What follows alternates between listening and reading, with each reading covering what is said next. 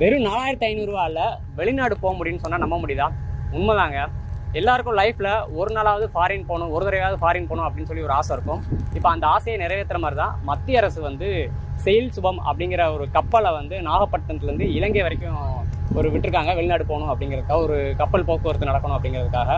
இப்போ நம்ம வந்து ஏதோ ஒரு நாடு போகிறதுக்கு பதிலாக நமக்கு பக்கத்தில் இருக்கிற இலங்கைக்கு, அதே மாதிரி நம்ம தமிழர்களும் ஆளக்கூடிய இலங்கைக்கு போயிட்டு வர்றது ரொம்ப நல்லாயிருக்கும். அப்படிங்கிறதுனால தான் நாங்கள் இந்த வெளிநாட்டு பயணத்தை சூஸ் பண்ணோம் மத்திய அரசோட இந்த திட்டத்துக்கு கீழே.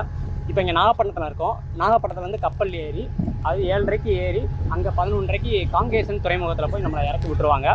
ஸோ இதுக்கிடையில் என்னென்ன ப்ராசஸ் இருக்குது, உள்ளே போய் கப்பலை சுற்றியும் உங்களுக்கு காமிச்சிடுறோம், வெளியவும் காமிச்சிடுறோம், இலங்கையில் போய் உங்களுக்கு நிறையா சுற்றி காட்டுறோம்.